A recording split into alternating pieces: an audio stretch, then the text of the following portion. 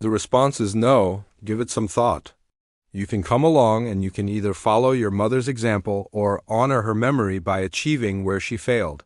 Precise route, your decision. The danger was obvious, yet, as I stood there, I recalled being surrounded by Oregon's elite who were all involved in this catastrophe. The powerful man thinks that his strength keeps him secure. Victor's words, "You wish to," I exclaimed loudly. "You know what I think?" Too loudly, heads turned. Catherine's brows narrowed.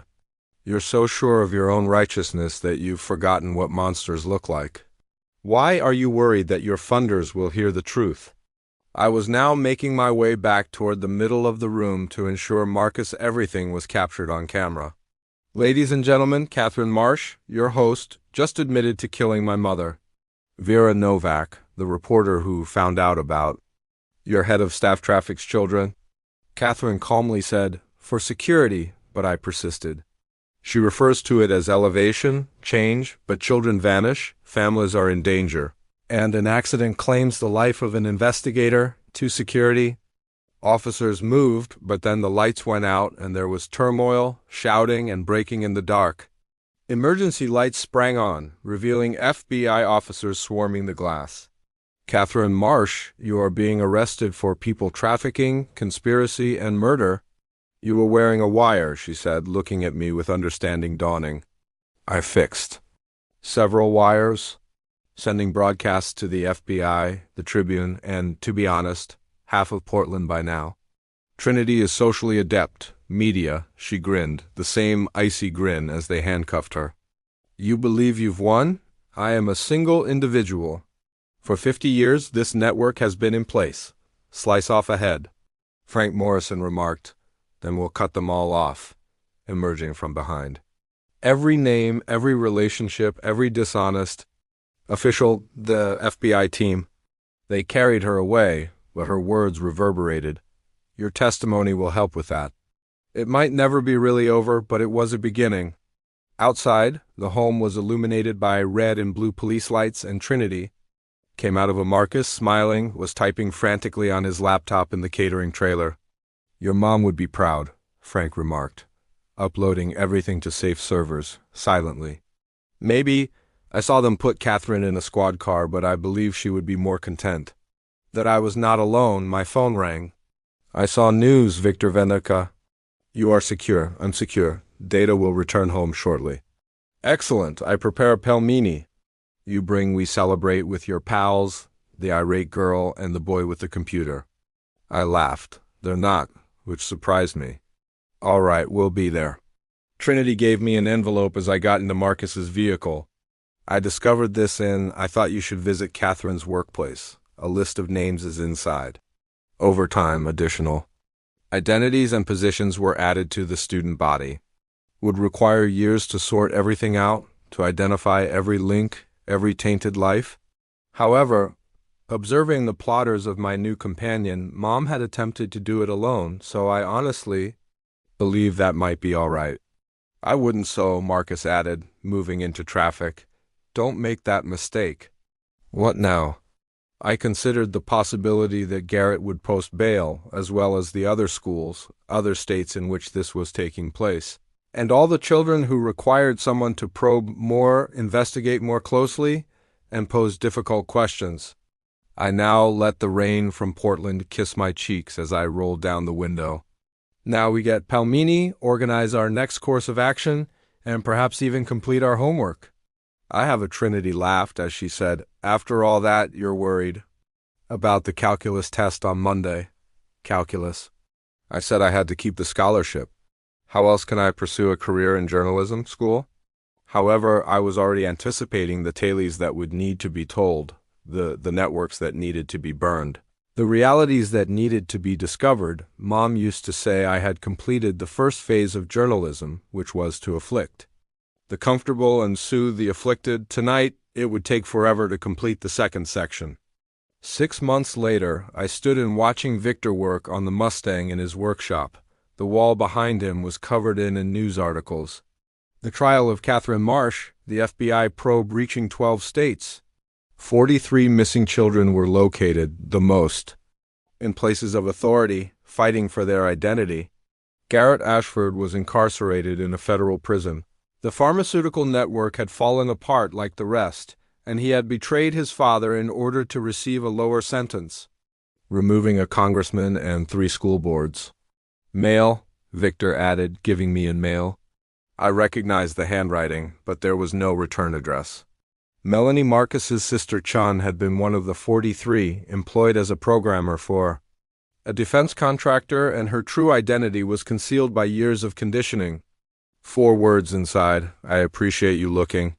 We merely examined more closely, asked questions, and refused to recognize that children simply vanish. Accidents simply occur, and power safeguards itself indefinitely. Trinity with a link to a news app buzzed on my phone. Tale from California. Another prestigious institution, another trend of missing children.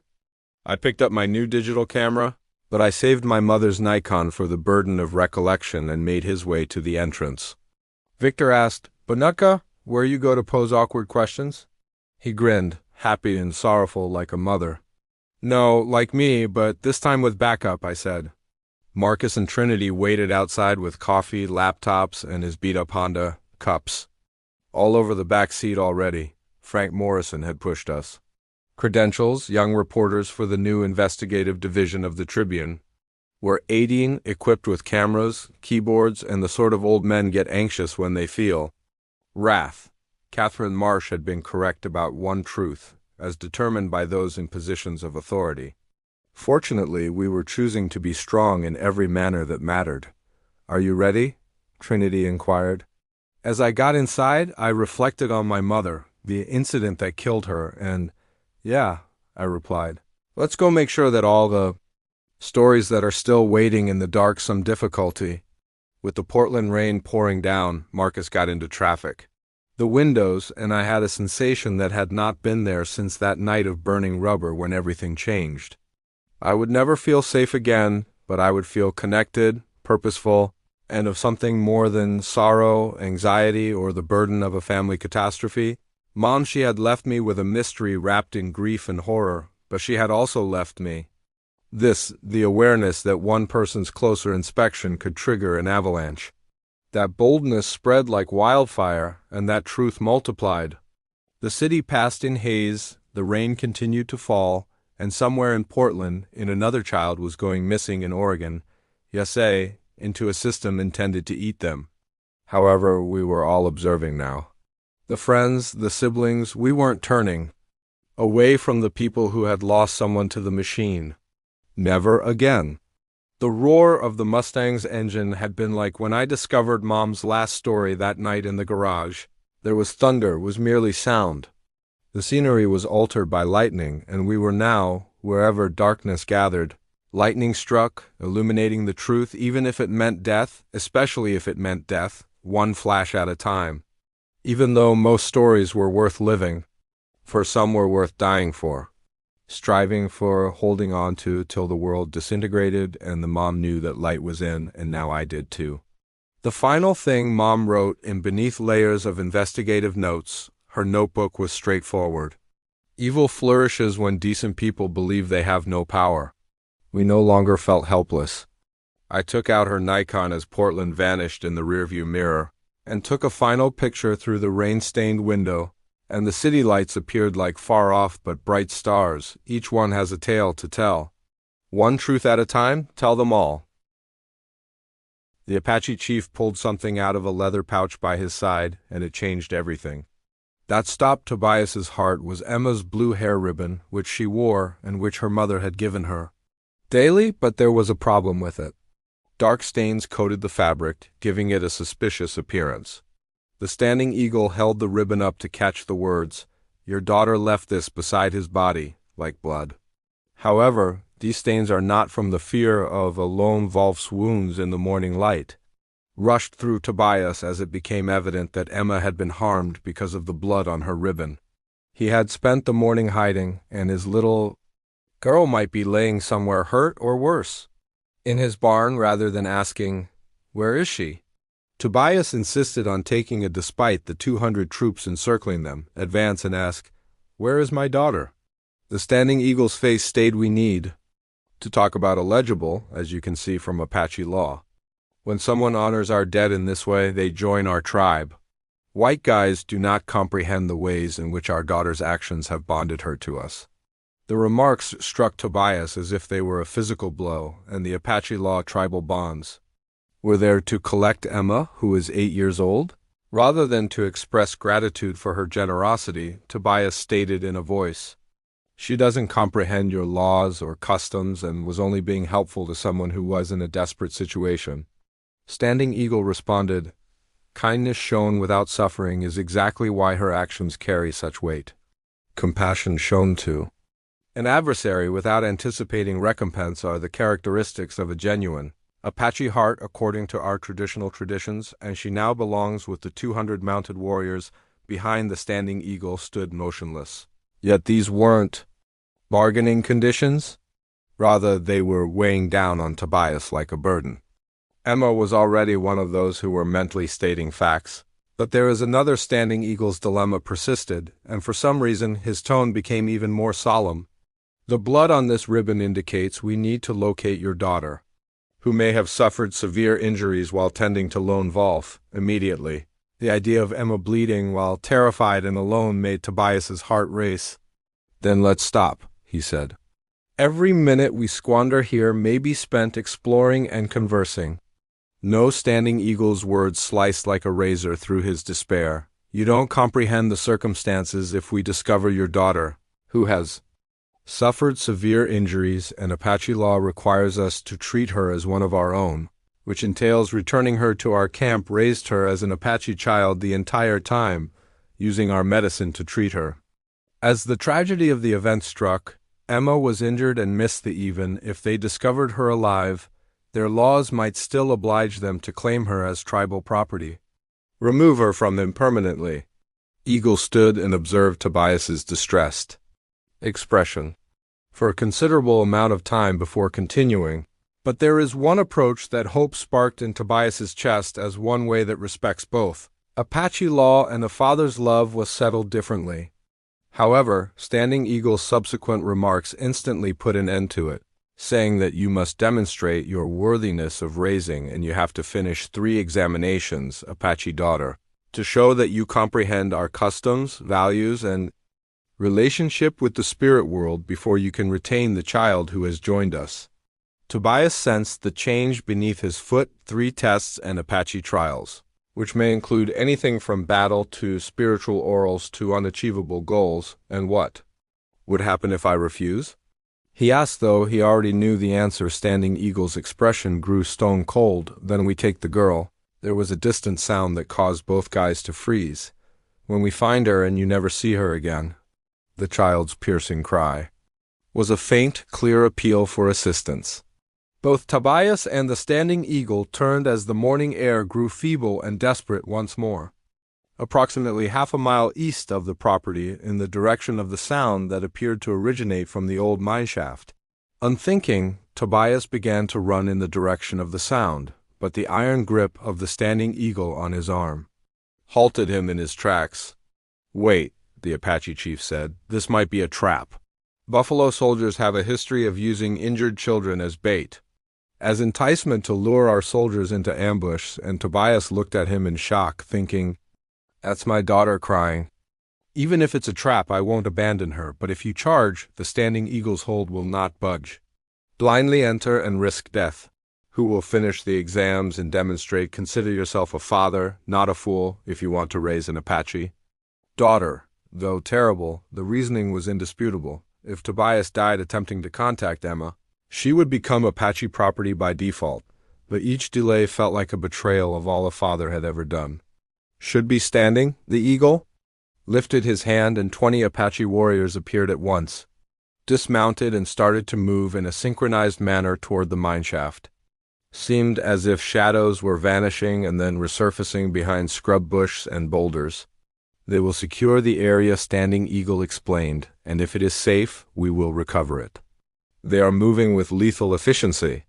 He left the inference hanging in the air. "And your daughter, if it's an ambush?"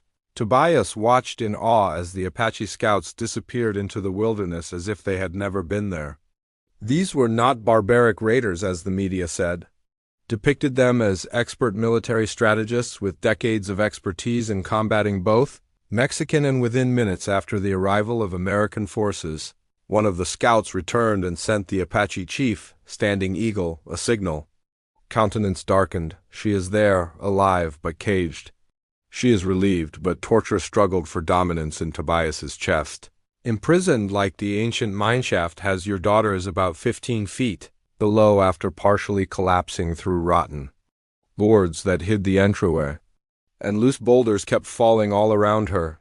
If she moved, the whole shaft might collapse. The situation got worse.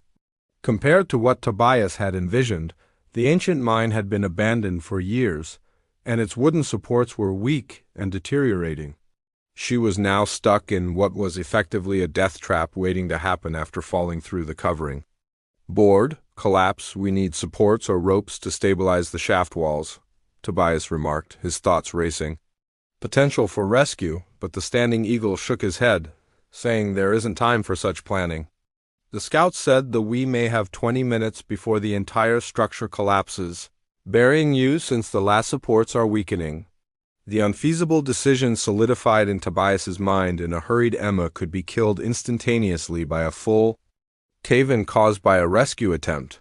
But as the mineshaft collapsed around her, Standing Eagle, waiting for the right tools would ensure her death. Examine Tobias's distressed expression before saying quietly and firmly, "This is your first test," said Tobias Whitfield. "Not the test I intended, but the test of the spirits have provided us. You must decide to try an urgent rescue that could end your daughter right away, or rely on Apache techniques you don't comprehend and might not agree with what Tobias, the Apache approach, requested of our medicine man. Thunder thinks he can communicate with mental ghosts and urge them to keep the rock stable long enough for help to arrive. But this necessitates complete trust, without any uncertainty or intervention from you, and the spirits won't listen to."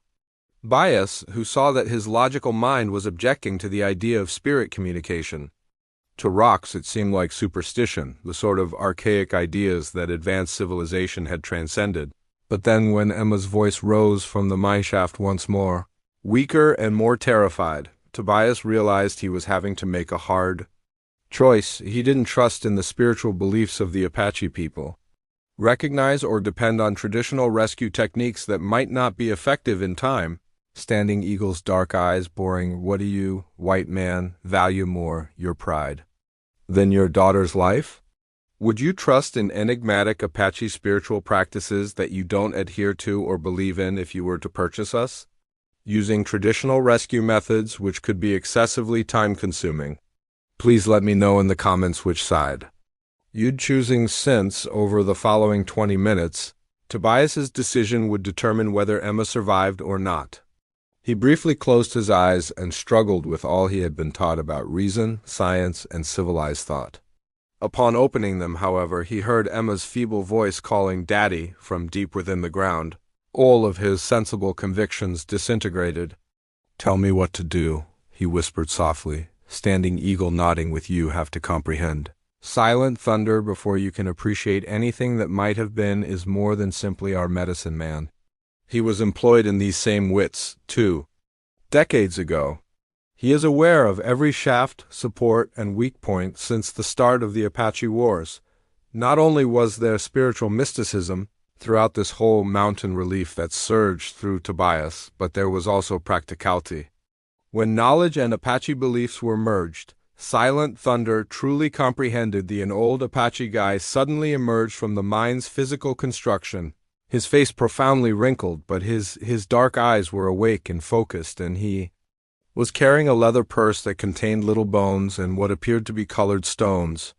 He knelt at the minehaft's edge and started positioning the items in a perfect arrangement around the minehaft without saying anything. Silent Thunder started as he opened his mouth to ask the mountain spirits to keep the Standing Eagle steady, chanting in a low, repetitive voice, but more significantly, he's hearing when he listens to sounds, his mind searches for vibrations that indicate which supports are going to fail. Curiosity as the old man's fingers were opened by the sound of thunder and the movement of aged hands over the rocks surrounding the shaft. appeared to read information from minute temperature changes that were nearly undetectable and tiny shifts in the stone. "Vibration, Emma," Tobias yelled into the night. "Sweetheart, can you hear me?" "Daddy," she said in a feeble voice. Silent Thunder said quickly, but it was obvious that "I'm scared my leg hurts really bad. And there's rocks falling." To the Standing Eagle, who translated right away, "She is on a precarious ledge approximately 15 feet down, and her left leg seems to be damaged, but there isn't a clear risk of her falling much lower. The support beam directly above her is perhaps 10 minutes before it failed. It was cracking." For 10 minutes, Tobias felt panic gnawing at his throat, yet he forced himself to remain composed. "What can we do to make someone light enough to avoid?" Setting off Eagle stated that they had to collapse until she was standing, but they also needed to be strong enough to hoist her out. Move with pinpoint accuracy, one mistaken step, one pause, and the young Eagle motioned to one of his fighters as the entire shaft came down upright. A man who was obviously slim but couldn't have weighed more than 140 pounds, the muscular, quick Hawk will descend. He has done this in a cave before.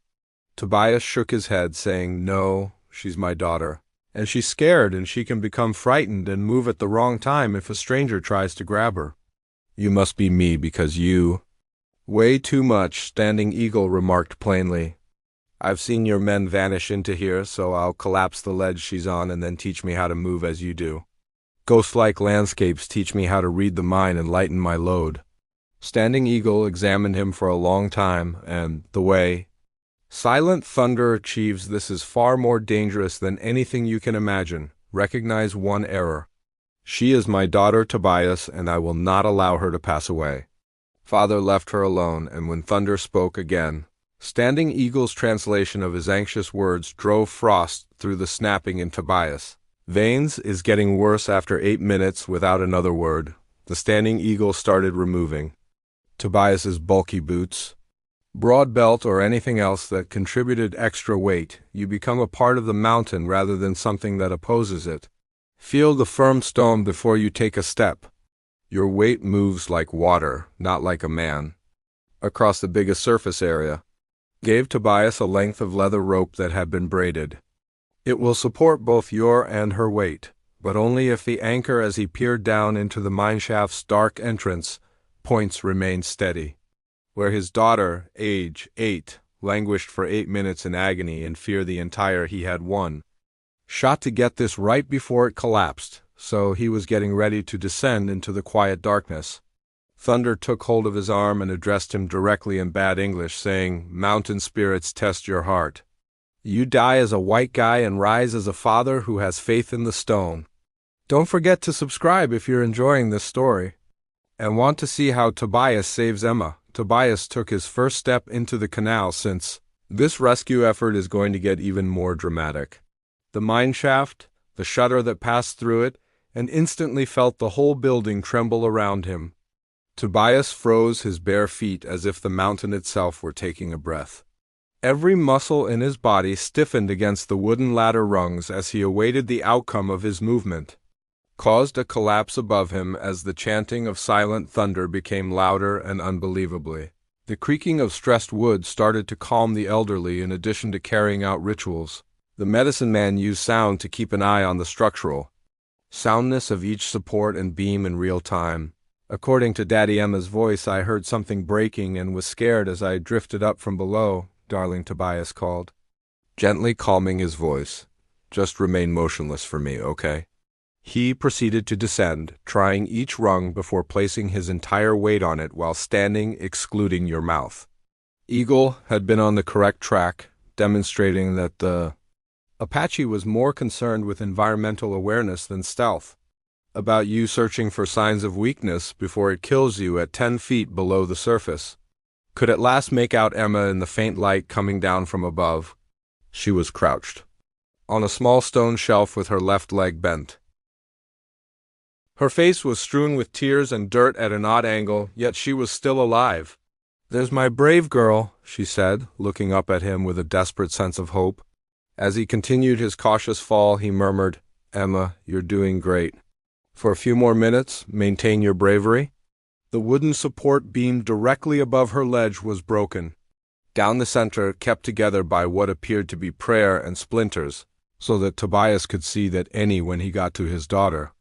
A strong vibration would break it entirely, dumping tons of rock on her. In order to distribute his weight as equally as possible, Level Tobias carefully placed himself on the same ledge. Emma tried to put her arms around him right away, but he caught her and gently stopped her, saying, "Easy, sweetheart. We must. Move really carefully because your leg hurts and mine doesn't." Emma nodded, tears running down her cheeks. "It hurts really to say that. I was terrified when the pebbles began to fall. Horrible Daddy. I thought I believed you wouldn't find me." "I will always find you," stated Tobias in an emotionally charged voice, "regardless of where Daddy will always come for you, no matter how scared you get," he said. Establishing a safe harness by wrapping the rope around both of them so that they could be lifted up simultaneously, yet a new sound, the distant rumble of approaching hooves, reverberated through the shaft as he tightened the knots. A standing eagle was heard shouting commands in Apache above Tobias, and then he heard the voice of the Apache chief calling down to him. "We may have 3 minutes as Buffalo soldiers approach a full cavalry patrol." The consequences struck Tobias like a physical blow before they arrived if the cavalry discovered 200 Apache warriors on his property. Believing an attack was underway, they would start shooting right away, transforming his farm into a standing eagle's voice on the battlefield. And whether he and Emma were still confined in the mineshaft when the gunfire began dropped down once more, this time with greater urgency, so the soldiers will believe we are holding you. You must come up now because the captive will not bargain and will instead assault you. Emma's leg needed to be stabilized for the climb because the rope wasn't fastened properly and the support beam was damaged. Tobias could now hear the new, menacing cracking noises coming from above them, which indicated impending failure. Shouting orders, the metallic clang of weapons being prepared, and the roar of cavalry horses approaching Emma's eyes were wide with fear as she looked up at her father for battle. "Daddy, what's going on and why are you looking so scared?"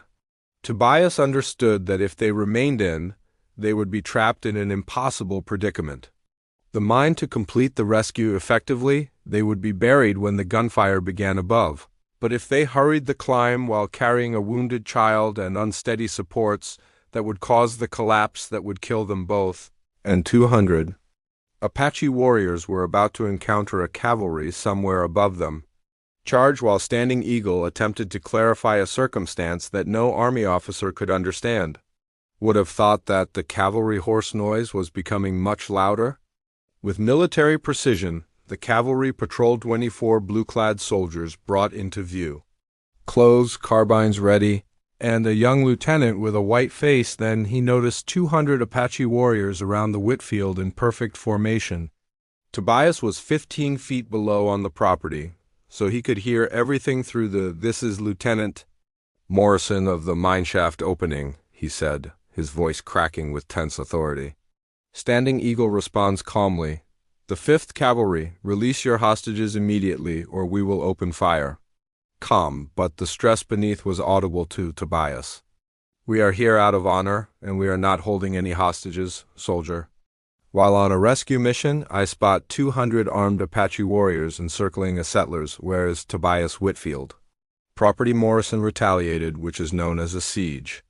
As little rocks fell past their perch, Emma sobbed as the fractured support beam above them moaned menacingly. Standing Eagle made another attempt, but they were running out of time on several fronts. "Whitfield is below earth with his "We are assisting with the rescue of an injured daughter. Only Tobias has been hurt." Could sense the doubt in Morrison's voice. "You have 30 seconds. Apache don't help white settlers, chief, they raid them." The ridiculousness of the scenario would have been hilarious if my men had begun shooting or if Whitfield had been brought alive. If it weren't so lethal, the Standing Eagle was speaking the whole truth. But it was so unusual that no cavalry could an officer would think it was impossible for Apache warriors to save a white infant. In a desperate move, Tobias said, "Emma, we're going up. Hold on to me," as he started tugging on the rope, telling the Apache above to begin. "Tight as you can. But don't move your injured leg." the climb, but Emma's injured leg collided with the shaft wall as they emerged from the ledge, and her cries of agony reverberated through the mine, and the fractured support beam broke because of the excessive vibration.